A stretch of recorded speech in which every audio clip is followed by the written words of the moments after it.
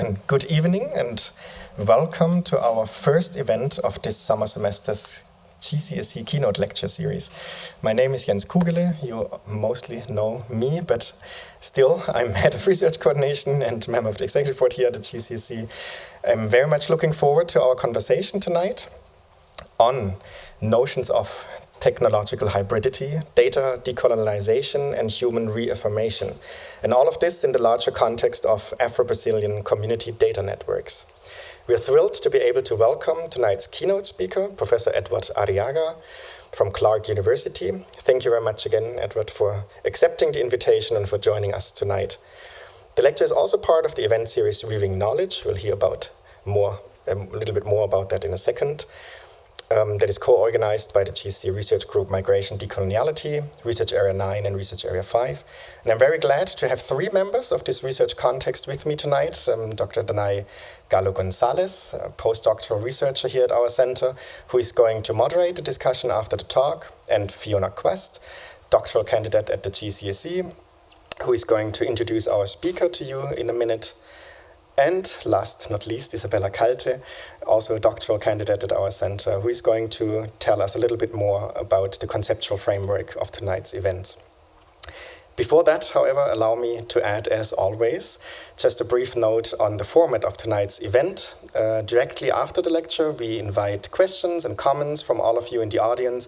For those of you who are joining us online, during the Q&A, if you would like to pose a question or make a comment, please enter a plus in the chat and we'll be happy to add you to the list. However, if you prefer, you may also just write your question or comment directly in the chat and we'll be happy to read it out. Tonight's event will be recorded. The recording, however, is limited to the audio and video, as always, of our presenters. The recording does not include the Q&A session afterwards, neither does it include any chat activity or any metadata regarding the participants of this session. Please join me in welcoming Professor Arriaga, as well as our colleague Isabella Calte, who is going to share some words of introduction and framing. First, give you a quest. Then Isabella Calte. I thought. Yeah, sorry, yeah. Okay, so yeah, as you all know, I'm Isabella, and we invited Eduard Arriaga in the framework of our event series, Weaving Knowledge, which is, as Jens already said, a joint project of migration and decoloniality and the ecology and the study of culture group and media and multiliteracy studies. And so with the Weaving Knowledge series, it's the result of our ambition to reflect on different forms of knowledge creation. And so we are interested in bringing together academics, artists, activists, and practitioners who, through their work, show engagement with communities and propose alternative forms of knowledge production and knowledge distribution. And so a question, for example, that we are interested in to discuss, look at, reflect is through which practices can scholars, artists, and activists weave their work as a product and as a process into a net of knowledge that is accessible and transferable in mutual learning cycles.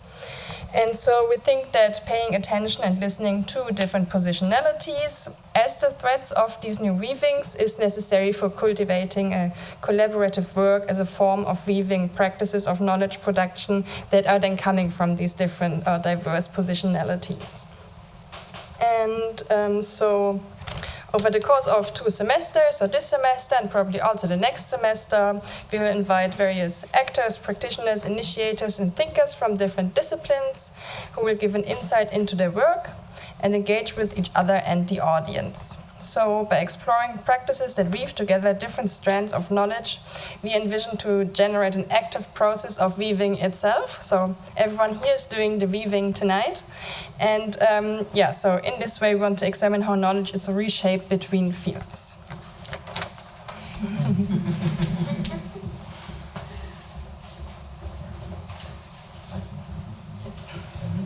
Can you see me? A welcome also from my side. My name is Fiona Quest, and I'm very happy to present to you Eduard Arriaga, my international supervisor. And Professor Arriaga is chair of the Language, Literature and Culture Department at Clark University. As Jens already mentioned, He develops research at the intersection of fields such as critical race studies, Afro-Latinx and Afro-Latin American studies, digital studies, and digital humanities. As scholar and instructor, Professor Arriaga has worked at institutions in Colombia, Canada, and the US, including as chair of the Global Languages and Cross-Cultural Department at the University of Indianapolis. He has received a number of awards and honors, including the Institutional Leadership Award of the University of Indianapolis. Today is not the first time that we at the GCSC have the pleasure to welcome Professor Eduard Arriaga and to hear about his work, because in July 2022, we as Research Area 5 of Media and Multiliteracy Studies had a chance to organize an online book discussion on his latest publication, Afro-Latinx Digital Connections. And it is a pioneer volume that deals with different uses and approaches to digital technologies, tools, and platforms by Afro-descendants in Latin America and the Caribbean. Since participants of the book discussion were very interested in the matters discussed, we decided to dedicate further research area meetings to those matters and also to invite Professor Arriaga to the GCSC. The more excited we are today that you're here in person with us. And the exchanges that we have had so far revealed that at the GCSC and at the JLU in general, there are research projects represented that connect to Professor Arriaga's scholarship in various ways. So, for example, we have with us here today Danae Gallo-Gonzalez, who is a postdoc at the GCSC, and Dr. Gallo-Gonzalez will moderate today's discussion. And she works on non-heteronormative identities, literatures, and cultures of the Afro-Romania, mainly on national contexts like Spain and Portugal, but also on Equatorial Guinea, on Colombia, and on Brazil. In March, Dr. Gallo-Gonzalez organized a conference on Afro-descendants on the Iberian Peninsula, past and present, projections and positionalities in literature, art, and media at University of Bremen. Dr. Gallo-Gonzalez's habilitation project, Pelo Bueno, Good Hair, deals with aesthetic activism of Afro-Colombian and Afro-Brazilian YouTubers. So here we can build several bridges between current research going on at the GCSC and Eduard Arriaga's current research. His current research that we will learn more about in a few seconds, I hope, examines ways of how Afro-Brazilian marginal communities through hybrid and communal digital practices challenge algorithmic determinism in search of data and social justice. So now I'm very excited to hear from Professor Arriaga himself about his current research. Thank you.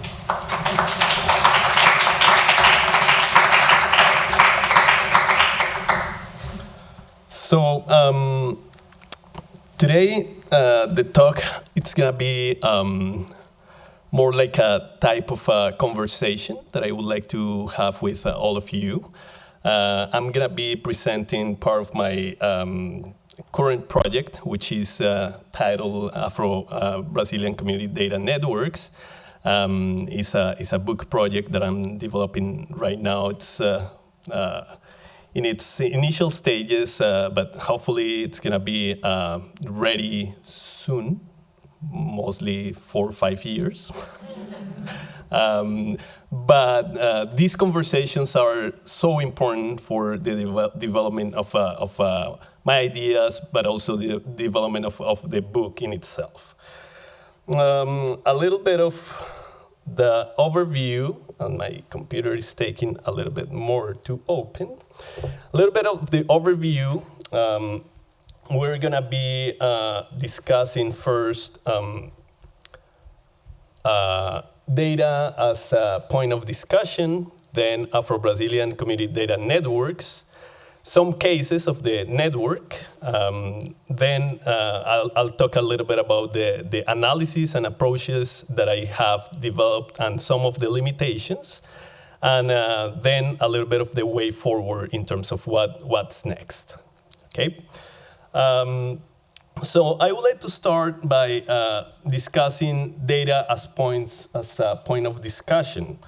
When we talk about data, and this is an important part for my project, we usually, and particularly now in this at this juncture of time, we're sort of talking about at least two things, right? Or having two perspectives.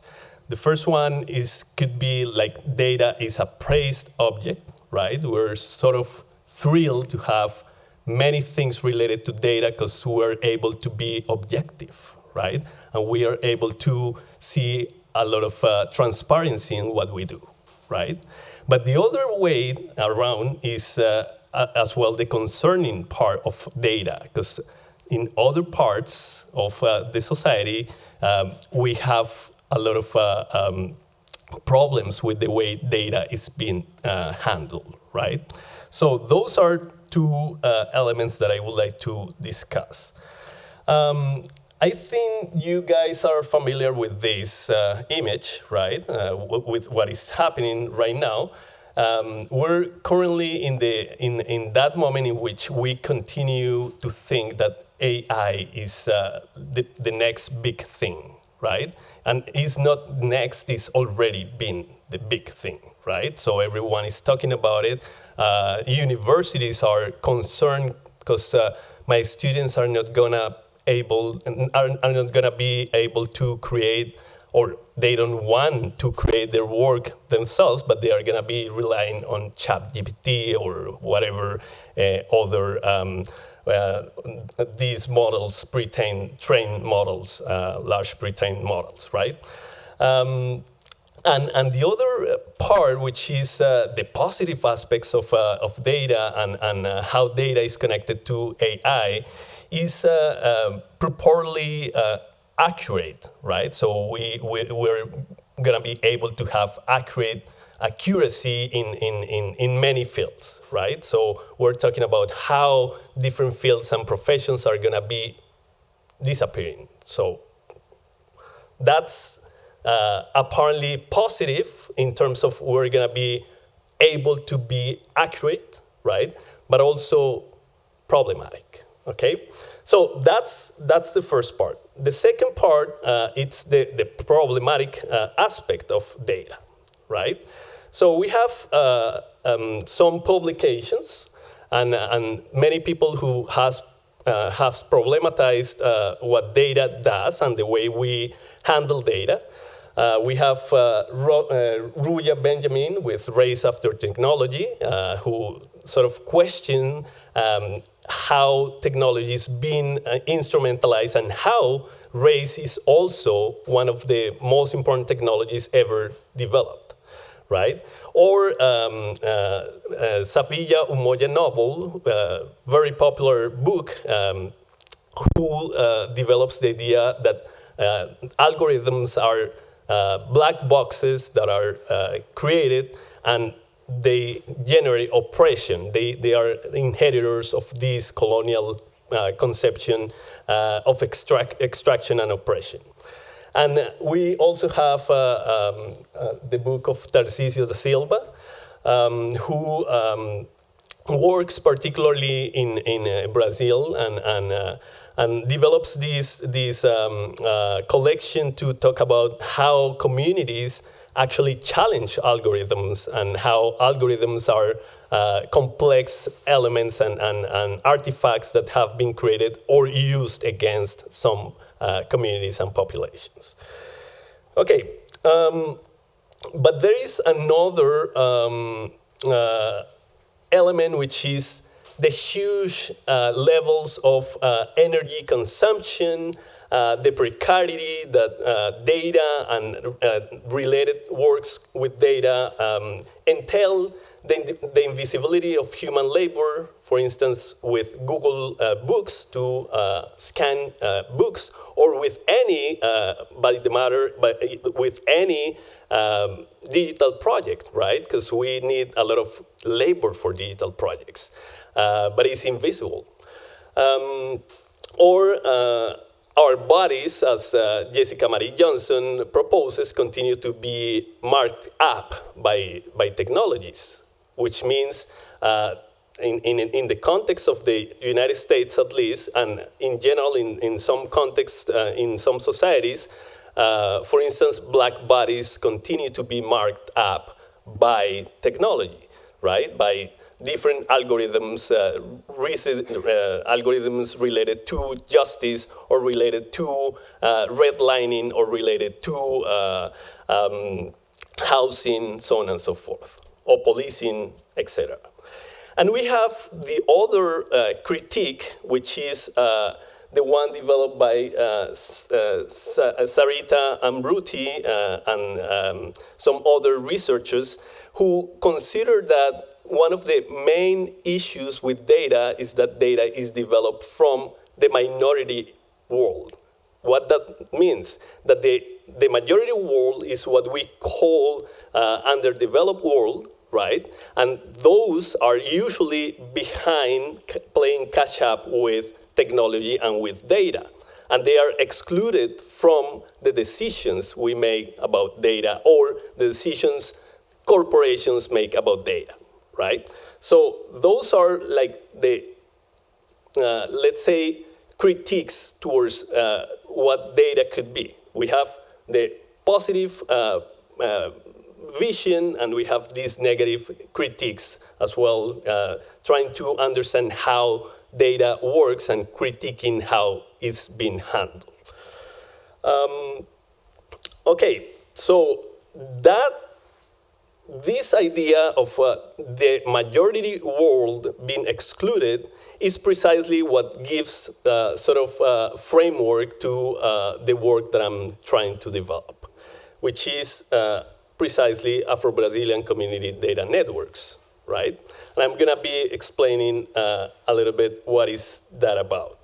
So to start thinking about Afro-Brazilian Community Data Networks, we need to connect race and space, start thinking about race and space from quilombos to the digital, right? So we think, and there is this conception, spread out conception about the technology as a savior of communities, right? So we use technology to develop, to help development, to help people to achieve certain level and become again civilized or become part of the society.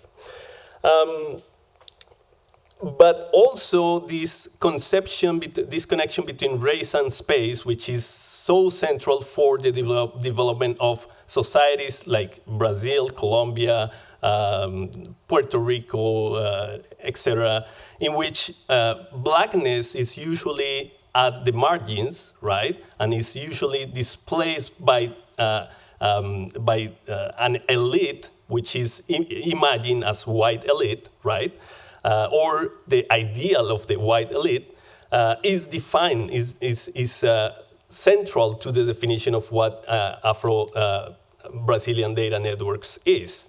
Because this displacement doesn't happen only at a geographical level, it's happening also in the digital realm.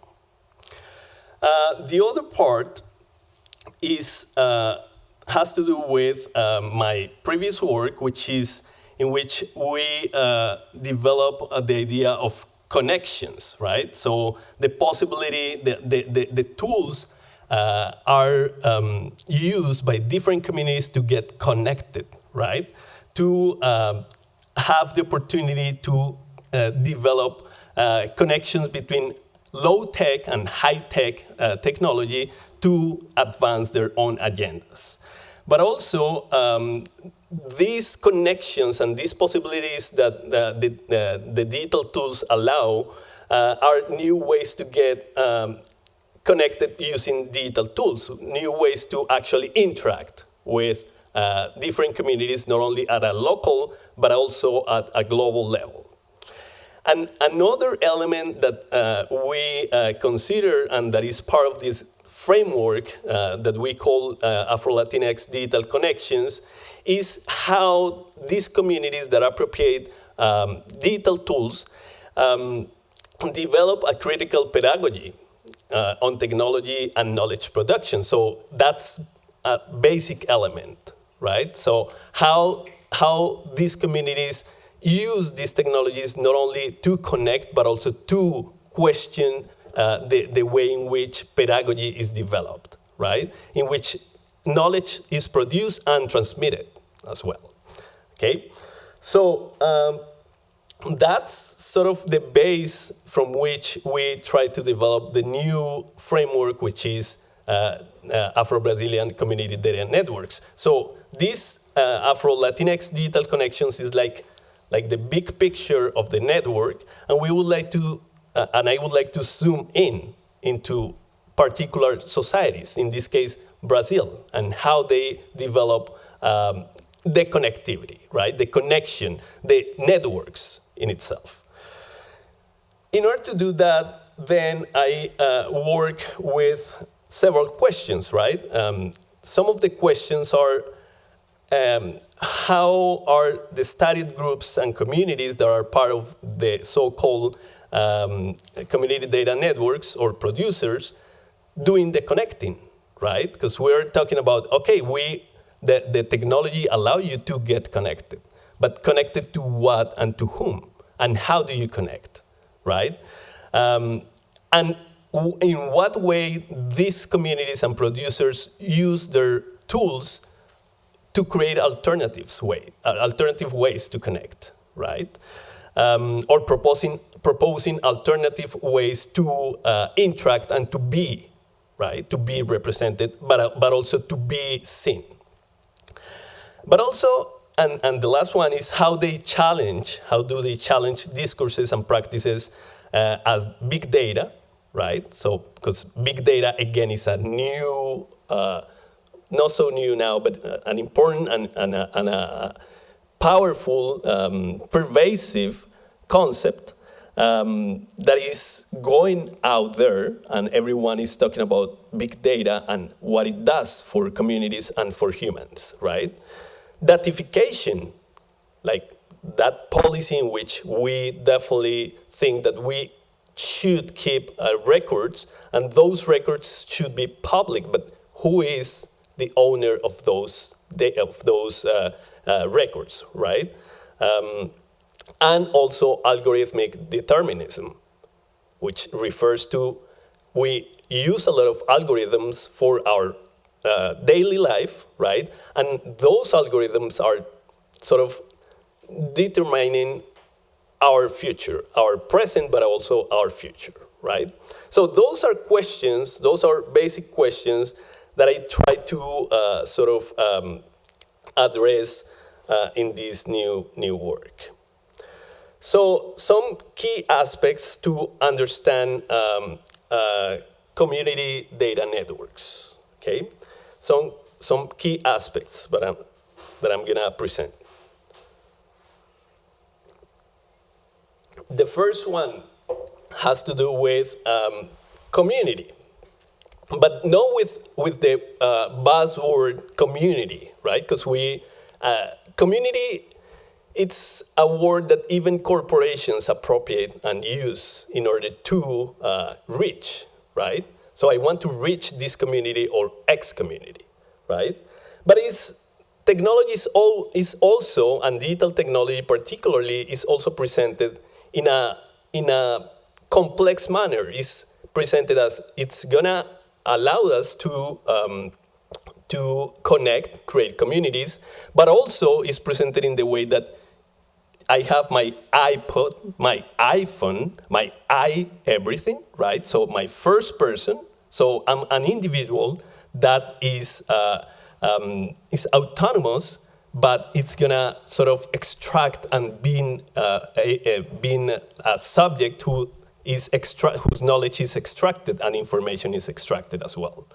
So we have this idea of community, which is not necessarily a community, or at least not community as rebellion, right? And I'm quoting here Professor Lorgia Garcia Peña, who talks about community as rebellion.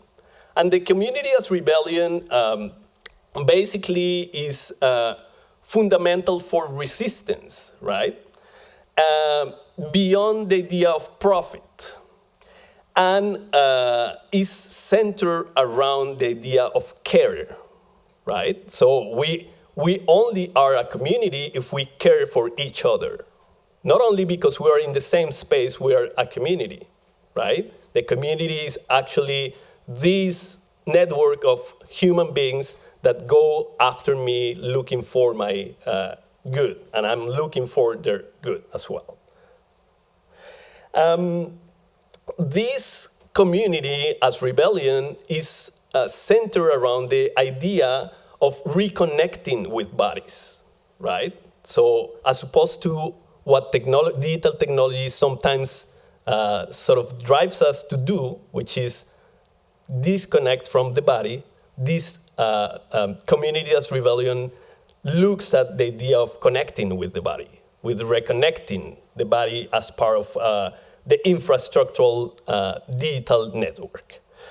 And also is the idea based on the idea of re-existence, right? Not resistance, but re-existence. And re-existence in the sense of Misak people, indigenous people in Colombia, who propose that you shouldn't only resist if you are oppressed, right? You should re-exist, so reinvent the rules, right? So recreate, try to get back at those who oppress you through creativity, reinvention, re-existence, right? Questioning those values that are being imposed. So that's one element related to community, right? The other is these Afro-Brazilian data networks are centered and go beyond technological determinism, okay? So that means they question, or this network questions the centrality and objectivity of technology. So technology is not going to solve every human problem. And that's important part of what the community data networks are, right?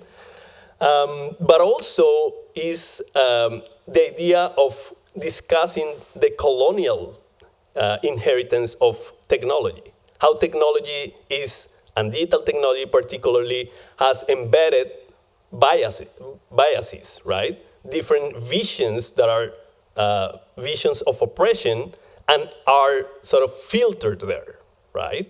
Are behind that black box. But it's also the idea that technology has limitations, right? The limitations of the human being. We have the limitations of our values, right? So technology is not out of a system of values, of system of culture, right? Technology is culture. The other element which is important is the ecological productive perspective, okay? And by that, what I mean is these networks and these nodes in the network are usually very mindful and aware of the connection between technology and extraction, right? Technology and extraction not only of minerals, right? But also technology and extraction of information. So if we had extraction as the principle to develop machines and devices, we also have extraction as principle to sustain networks, right? And how do we counter that extraction? At least we need to become aware of that extraction, right? At first. And also, since they are against this network, are against and unaware of the extraction, they develop a sort of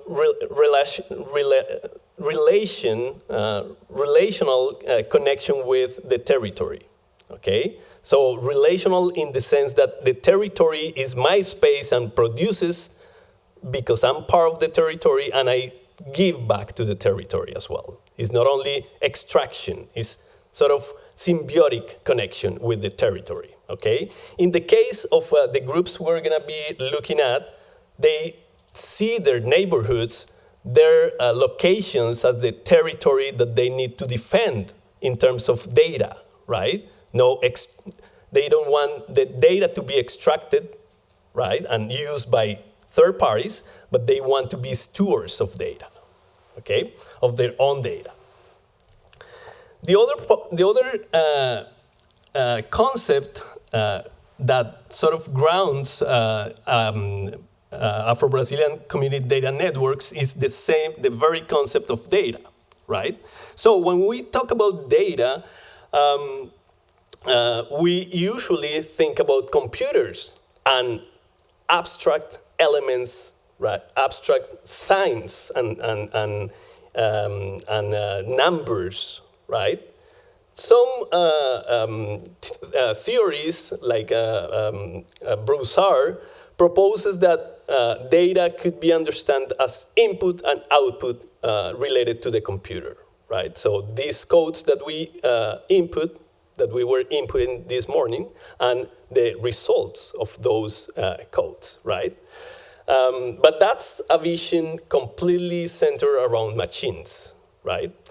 The other perspective as well is data as socially constructed, right? So Meredith Broussard as well says data comes down to people counting things, right? Basically, data is people counting things, making making life and culture countable, right? So what that means is it is a product that could be changed, right? So we sometimes think about data as that's unchangeable, but data could be changed, and of course could be influenced, and that's what we have usually, which is the coloniality of power is going into data, into the way data is developed, right? Into the way data is structured, right, and used. So, and examples of that are, for instance, data for development, which is this initiative that is a global initiative, right, in which governments say, hey, we need to go and invest in data for development to become a developed nation, right? And that's, again, basically data determinism.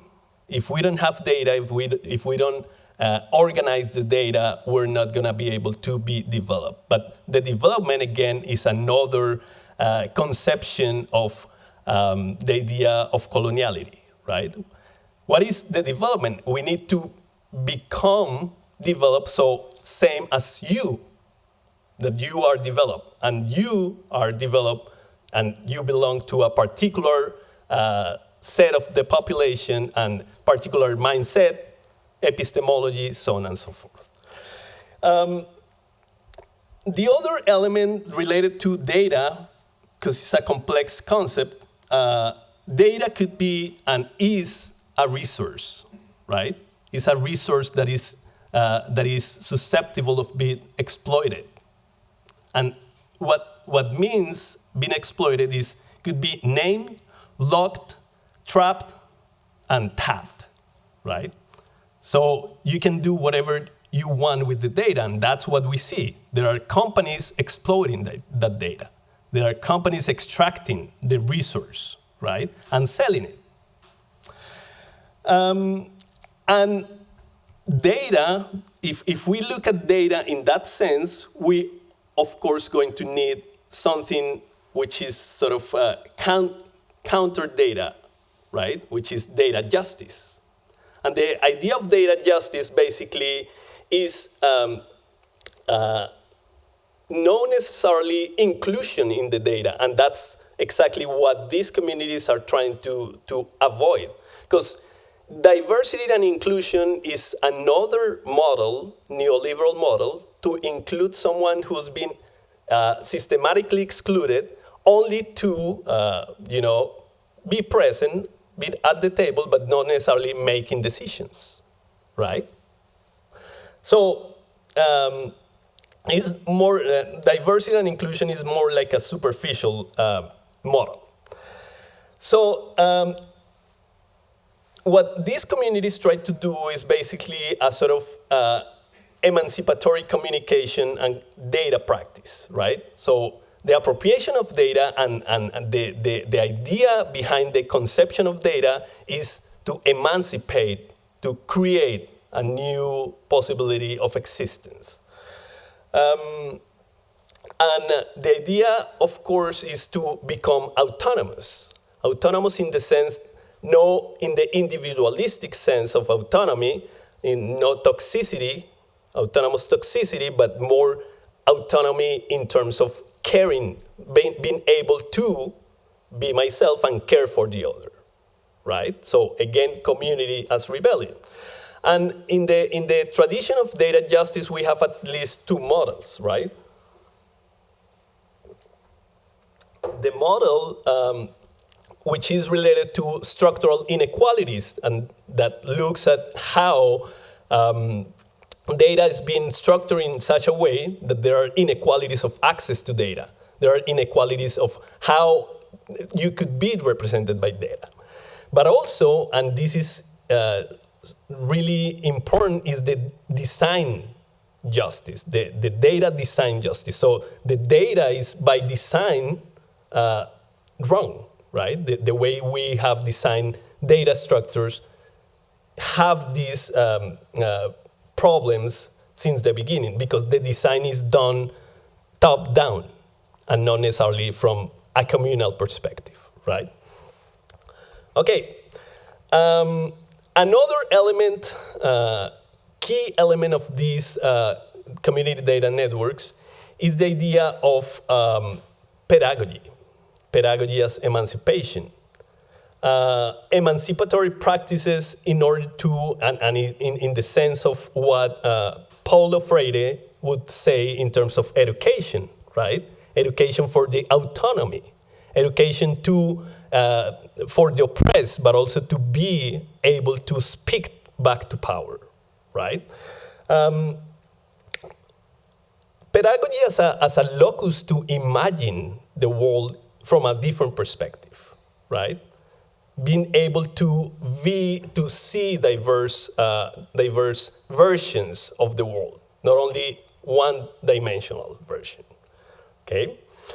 And the communities and the groups that work in this community data network usually resort to at least two spaces: maker spaces, fab labs, right? Or labs. Collaborative spaces in which you can educate, you can generate knowledge, you can take advantage and use the knowledge that you already have as community, traditional knowledge that is usually presented as backwards or not necessarily as updated as we need, right? And they look for citizen empowerment, okay? And the other element that is quite important for the community data networks is Black digital feminism, right? And the reason behind this is that the leadership of these communities and these communities data network is developed by women, by feminist thinkers, right? Feminist thinkers that try to question what we call Western feminism as well, right? As a feminism that was complicit with the discrimination of people from different ethnicities and different epistemologies, even if they were women, right? Okay, so those are basically key elements to understand what Afro-Brazilian Community Data Networks is, okay? Okay, let's go to then some cases, okay?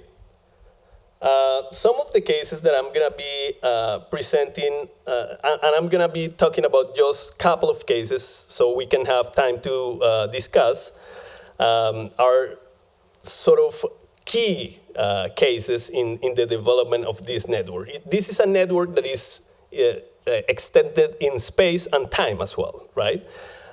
One of the first is Observatorio de Favelas, which is a project developed in 2001 and whose fundamental idea is basically developing the representation, participation, education, and database contra-narratives. Database contra-narratives trying to counter what, for instance, governments, local governments, represent about these communities. How the government represents what is the favela. What we imagine as, a population about the favela. You never go to the favela. That's dangerous, right? But they are trying to say, here we have more than what you are representing, right? So we have a territorio inventivo. So we have a territory that creates, right? That develops new possibilities. This is just one project developed by Observatorio Favelas, which is basically an organization, an umbrella organization that uses data as a way to represent the favela, to understand how the favela works, who are the inhabitants of the favela, okay? The other one is one network called Rede Mocambo, okay? And they have this particular project, which is Bao Baixa na Rota dos Abobás, okay? So, dos Baobás, sorry. Bao Baixa na Rota dos Baobás. And this is a collection of knowledge produced by communities, Quilombola communities and indigenous communities. This is a collaboration between Quilombolas and indigenous in Brazil. And the interesting part of this project and the network in general is that they try to develop this away from the internet. So there is a lot of problems, a lot of issues in terms of connectivity in the rural areas of many different countries, right? Not only Brazil, but in many different countries, the rural areas is hard to get connected to internet, right? And what they developed was an offline network and a system in which they have communities, drivers, right, that go around different baobas, and baobas are like nodes of the network, and they collect the stories and the different elements, different productions, cultural productions, and they store them in here. But the repository is not living in the cloud. It's living in computers, and you can actually download the repository when you have time and when you want to recuperate your material, right? That's an interesting project because it sort of questions our dependency with the cloud, with internet, with infrastructure that sometimes we're not aware that doesn't belong to us, right? And we're sort of giving all our data to these corporations without knowing what's going to happen. This is the model in which the Rota das Baobás works, right?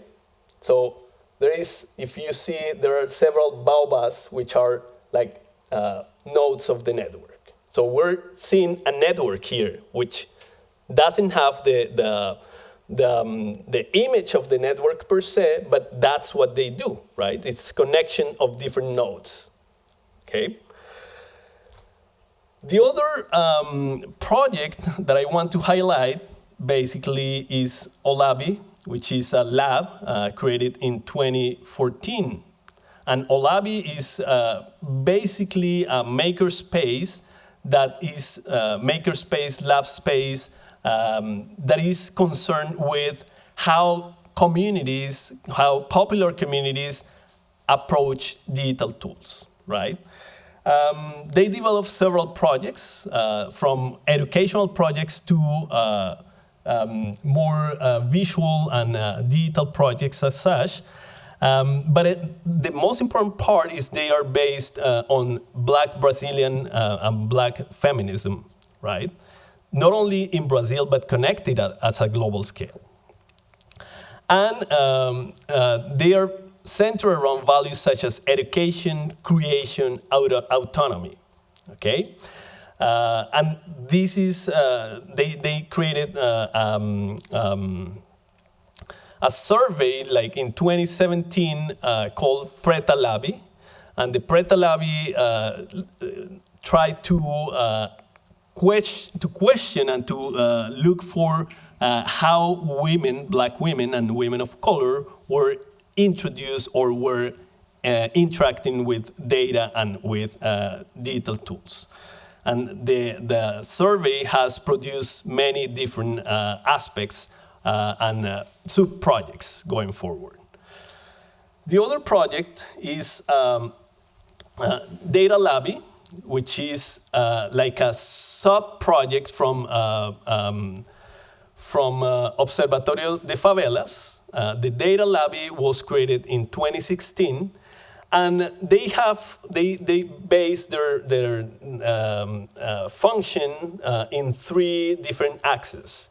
The first one is journalism, trying to gather data so they can represent the favela in a better way. Education, so they develop a lot of workshops and training, and collection, generation, analysis of citizen data. This is one project they developed, which is called Coco Sapi, right? And it's basically a project in which they try to, so if they think if the city is not paying attention to the garbage disposal, right, to the sewer, we need to take responsibility for our own community and gather the data so we can go back to the city and tell them, hey, you're not investing in here, we have the data, right? So what they do and they propose is, if you see problems with garbage or sewer, right, you need to take a photo or use your WhatsApp, right, and send us data about what is happening. And we will be able to put the issue on the map, right? So we map the data and we are going to be able to identify and go speak back to the government and say, hey, you are not paying attention here, right? Another interesting one is Minas Programam, which is basically what they call is a network of self-care, right? It's a network in which they, again, a community as rebellion, right? And they developed this idea of Black feminism, reclaiming centrality in programming, right? So usually the idea is that programming and engineering are basically male-dominated fields, white male-dominated fields, and they are proposing, hey, we need to do something about it, right? And they are interested in developing projects and podcasts questioning how technology and showing how Black Brazilian women have appropriated technology and have developed different ways in which they sort of reclaim that central space. Okay, so those are couple of the projects that I analyze and work with and as part of the project, of the book. But the intervention and analysis is basically, could be like, and I'm gonna be talking about this in a few minutes, dehumanizing, right? So we're coding, extracting data from the data, right? But basically extracting data from the data to represent what is happening or to understand actually what is happening, right? So to create these representations, to understand where the communities are and how the communities are connected, what centrality we have within the network, to represent the network in itself, right? So the network is out there working, but how the network is connected and who's connected with whom, right? This is one analysis, right? Which could be very local, but there is also the analysis of the connections between these local communities and other communities at a global level. So this is the network in a global scale using GIS information as well, right? So trying to identify how this that is happening in Brazil is somehow connected to different communities and initiatives abroad, right? So in Germany, in the United Kingdom, in the United States, so on and so forth, okay? So those methodologies of extracting data and analyzing the data and how the data behave allows the researcher, in this case, allows me to sort of draw ideas and draw hypotheses around the connections, right? How the connections happen, but also what global scale we can see in terms of the network, which because it is Brazilian, but again, the nation is not only the nation is the nation because it's connected to other nations, right? But of course, there are limitations in those analyses, right? And the limitations is there is, again, the dehumanization of communities and community actors, right? There is a sort of reification, right? And an incomplete vision of the phenomena. So we have some ideas, but what actually complete the project is the process of connecting directly with those communities. So digital ethnographies, right? Connecting with the communities and working with them. But also the co-creation model, which is key aspect. The co-creation model in which we understand, and I understand that the knowledge that I'm producing is just one part of the phenomena, right? We need knowledge from the community and co-create with them, right? So that's the second part of the project that I hopefully will come to present another time, right? But that's basically my presentation. Questions? Thank you.